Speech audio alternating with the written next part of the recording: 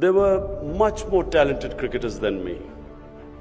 When I was growing up, in my school which I went to was a school for privileged children in the society. And in that, I excelled in my school. But when I actually got out of the school to play cricket for my city, I discovered that the children coming from the poorer backgrounds had much greater hunger and drive than the boys who were studying with me in this privileged school. I discovered that in my school we had the best coaching and the best teachers and the best cricketing facilities and the grounds and the wickets. We could not compete with these boys coming from the streets because their hunger and drive was much more. Not only did I discover that these boys were much hungrier than me for success, but they were far more talented. But the reason I succeeded was because I had bigger dreams than them. I thought bigger than them. I wasn't satisfied. When I was 18, I played for my country. Wasn't very good. I was dropped after my first test match. Everyone thought that was the end of my career. But the reason I came back was because the first time I got dropped, I tried to analyze my weaknesses.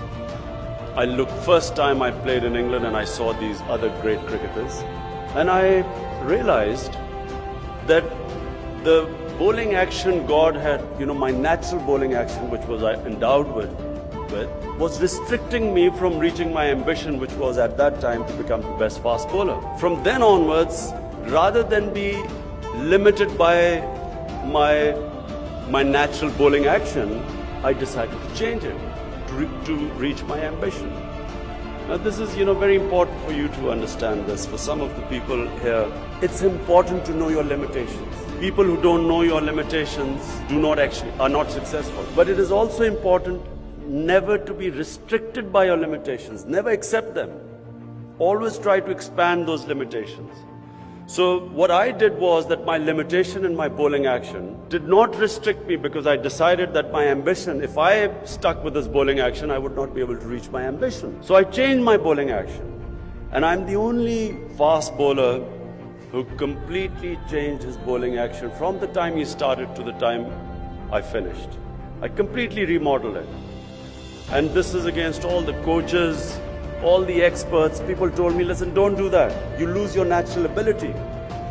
And all the time I came up against this thing that, look, you cannot do this. You will fail. Just play to your limitations and so on. So you will also, people sitting here who are aspiring for big things, remember this, that all your life you will be told that this cannot be done. Do not accept this, because this is where, when you compromise on your mission or your ambition, that's where the downward slide starts. If anything, always upgrade your ambition, but never downgrade it. Never accept anything less than what you aim for. So if I aim to become the best fast bowler in Pakistan, and if I had accepted what the coaches told me, that your bowling action would not allow me to get there, and accepted something less, then I know that it would have been the end of, I would have just become one of the ordinary cricketers. But I did not accept it. But then I upgraded my mission. When I became the best in Pakistan team, then I wanted to be the best in the world. When I became what I thought I'd reach the best fast bowler in the world, then I wanted to be the best all-rounder in the world. And then once I became the captain, by the way, everyone told me don't accept captaincy because fast bowlers do not become good captains. They all gave me the example of Ian Botham, who had failed as a captain. They said, listen, he's failed, you will also fail as a captain. So you will always come up against this. But then it became, when I became the captain, I wanted to make Pakistan team the #1 team in the world. So ambition must be upgraded all the time. Never bring it down, never downgrade it, because the moment you downgrade it, as I said, it's a downward spiral. You keep going down. And when you keep struggling to go up, this is where your inner strength comes in. What I mentioned before, we all have great potential. But it's only when you pit yourself against challenges that you begin discovering this potential in you. It's like, if you do weight training, your arm gets strong. If you just don't do anything with it, it'll just shrivel up. But the mind is the more you put your mind to pressure, challenges, the stronger it becomes. There's a great verse by one of our greatest poets which says something like, "Oh hawk, don't be scared of these gusts of wind that hit you. They are meant to make you fly higher." So don't be scared of these, when you, obviously the bigger challenges you have, the more resistance you'll have. But never be scared of that.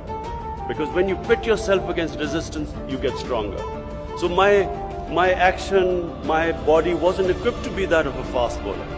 But the more I tried and the more I struggled towards it, my body got stronger. And similarly, much more of course is the case with the mind. Then when I became the captain, I had these ambitions that I wanted Pakistan to be the best team. Now that ambition must take precedence over everything else. You should be able to, if you cannot for any reason, any impediment in that way of your ambition, you must be able to, whatever it takes, you should be able to sacrifice for that. And so I'm the only captain, and that's the reason I was successful. I'm the only captain who twice resigned because the selectors did not give me the team I wanted to win. So my ambition was to be the best, make Pakistan the best team. When I realized that I wasn't getting the best team, for me to achieve that ambition, I was willing to resign rather than stay the captain. So this is also very important, that you must, do not let anything get in the way of your ambition.